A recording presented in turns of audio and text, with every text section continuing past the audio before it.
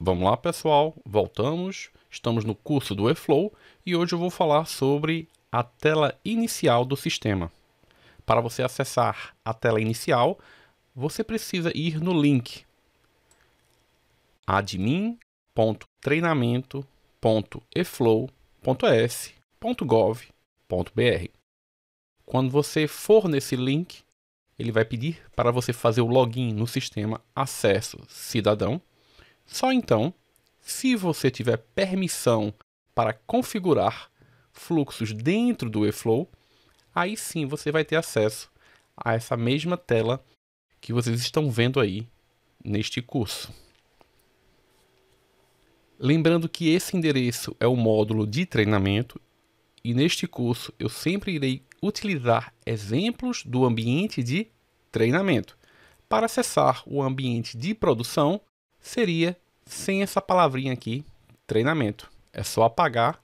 O link de produção seria admin.eflow.es.gov.br. Vamos lá. Essa é a tela inicial do eFlow. Na parte superior do lado esquerdo, nós temos o menu principal. Eu vou clicar nele agora. Quando você clica, vai aparecer uma lista de funcionalidades do sistema. À medida que o sistema for evoluindo, pode ser que surjam novas funcionalidades e por aqui você pode criar um fluxo, abrir os seus fluxos disponíveis ou então acessar o módulo de dashboards dos fluxos. Do lado do menu principal, nós temos o nome do sistema, que é o eFlow.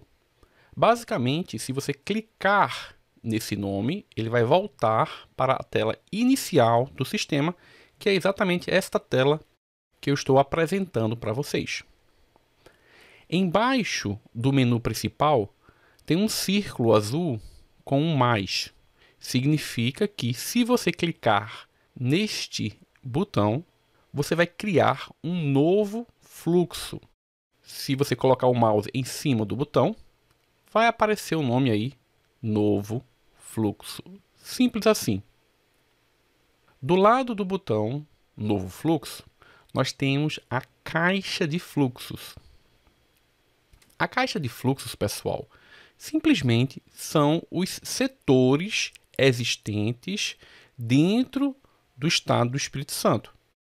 Ou seja, existe uma hierarquia nos órgãos do Poder Executivo, e essas hierarquias são cadastradas no nosso sistema de RH, que atualmente é o CIARES.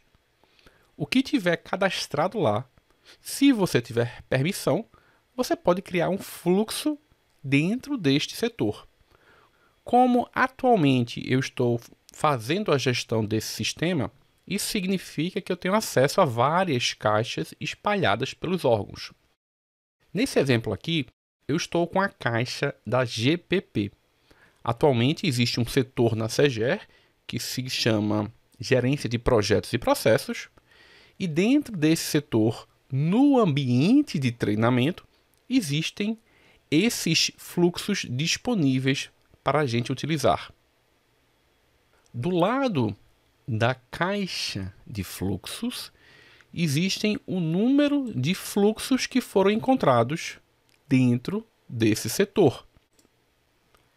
Se eu clicar na caixa de fluxos e alterar para SEGER GEAP, o sistema vai apresentar para mim todos os fluxos que foram encontrados dentro deste setor na SEGER. Eu vou voltar agora para o GPP. Pronto, voltei. Do lado direito, na parte superior da tela, nós temos os filtros que estão disponíveis para você utilizar. As primeiras 3 opções estão relacionadas com a publicação do fluxo. Se você colocar o mouse por cima do primeiro ícone, vai dizer o seguinte: apenas os fluxos com a última versão publicada estarão disponíveis.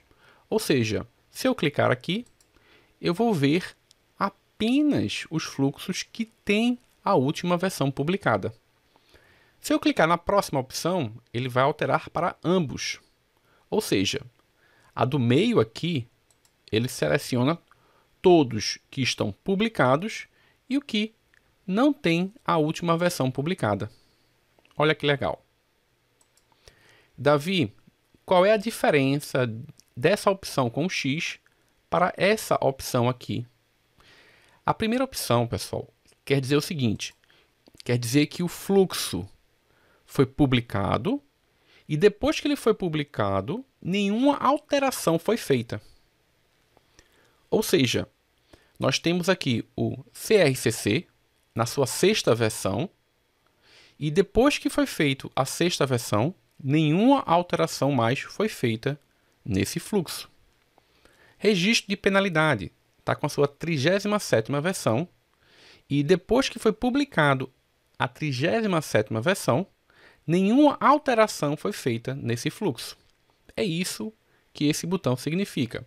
Já o xizinho quer dizer que você pode até ter um fluxo publicado, mas se você fez alguma alteração nele, na sua última versão, então isso significa que ele tem uma versão em modo rascunho que você pode editar. Via de regra, pessoal, o ideal é que você deixe aqui com ambos selecionados. Pessoal, do lado direito nós temos as funcionalidades de ativos. Se o fluxo está ativo, isso quer dizer que ele está disponível para ser instanciado. Se ele não está ativo, significa que ninguém consegue acessar esse determinado fluxo. Ah, Davi, mas me dê um exemplo de quando eu vou inativar um determinado fluxo. É fácil, pessoal. Por exemplo, imagine o seguinte. Imagine que você tem um formulário e que esse formulário está disponível para o cidadão acessar apenas durante um determinado período do ano. Isso significa que esse fluxo só vai estar ativo nesse período. Ou então, por exemplo, você tem uma seleção de temporários que vão entrar no estado e você quer criar um fluxo para solicitar a documentação. Quando é que o fluxo vai estar ativo? Ele vai estar ativo quando for publicado a data no edital, dizendo, olha, a partir dessa data, o cidadão pode mandar a documentação. Depois dessa outra data, o cidadão não pode mais mandar a documentação. Portanto, nesse período, ele deve ficar ativo. E fora desse período, ele tem que ficar inativo. E aí você consegue visualizar os fluxos que estão inativos para um determinado setor. No caso da GPP. Eu vou colocar aqui em ambos, assim eu consigo enxergar tanto os ativos como os inativos. E do lado dessa opção de filtro com ativos e publicados, nós também podemos filtrar pelo nome do fluxo. Por exemplo, se eu quiser encontrar mais fácil o fluxo CRCC, então eu consigo filtrar por aqui também. E depois do filtro por nome, você tem um botão de limpar filtro, que simplesmente apaga o texto que está aqui em cima. Uma outra coisa importante sobre esses campos que ficam do lado direito na parte superior da tela é que tem um campo aqui que se chama perfil de usuário. Pessoal, o nosso sistema eFlow ele não tem um cadastro de usuário. Todo cadastro ele é feito através de um outro sistema que se chama Acesso Cidadão. Só é possível usar o eFlow se você tiver cadastrado no Acesso Cidadão. E essas informações do perfil do usuário, elas estão vinculadas ao Acesso Cidadão. Se eu clicar na opção Minha Conta, significa que eu vou ser direcionado para um outro sistema, que é o Acesso Cidadão. Depois que nós vimos os campos que tem na parte superior do lado esquerdo e na parte superior do lado direito, embaixo nós temos todos os fluxos que estão disponíveis no setor selecionado com os filtros escolhidos. Eu estou com o setor CEGER GPP E os filtros escolhidos são ambos para publicados e ambos para ativos. Também não escrevi nada no campo de filtro. Portanto, isso significa que eu consigo ver todos os fluxos do setor GPP. Dentro de cada fluxo, nós temos um conjunto de botões. O primeiro botão que eu vou mostrar para vocês é esse daqui, de fixar e desfixar um determinado fluxo. Esse campo ele é utilizado para facilitar a visualização de um determinado fluxo. Por exemplo, o fluxo que você estiver trabalhando. Você marca ele como fixar. Portanto, digamos que você tem aqui 100 fluxos. A tela está muito cheia. E você sabe que você vai trabalhar muito com esse fluxo aqui, requerimento de dispensa eleitoral. Então, basta você clicar e ele vai fixar esse fluxo no topo da tela, junto com o CRCC. Uma outra coisa também importante para se observar é que quando você fixa um determinado fluxo, a cor dele vai mudar um pouco. Perceba que fica um pouquinho mais azulado. É para indicar que ele está fixado. Simples assim. Eu vou desfixar e vou confirmar para voltar ao normal. Depois disso, nós temos o nome do fluxo, nesse caso aqui é o CRCC, e abaixo disso nós temos várias informações. A primeira dela indica a versão atual desse fluxo. Então, esse fluxo aqui, o CRCC, está na versão 6. Do lado, eu tenho uma informação indicando que esse fluxo está ativo. Depois disso, nós temos uma opção indicando que esse fluxo está com a última versão publicada. Simples assim, pessoal, não tem muito segredo. Do lado dessas três informações, nós temos botões. O primeiro é para visualizar o fluxo. Se eu clicar aqui, eu vou conseguir ver a situação atual desse fluxo. Vou clicar para vocês verem, tá? Perceba que ele vai entrar no fluxo e eu vou conseguir visualizar a informação.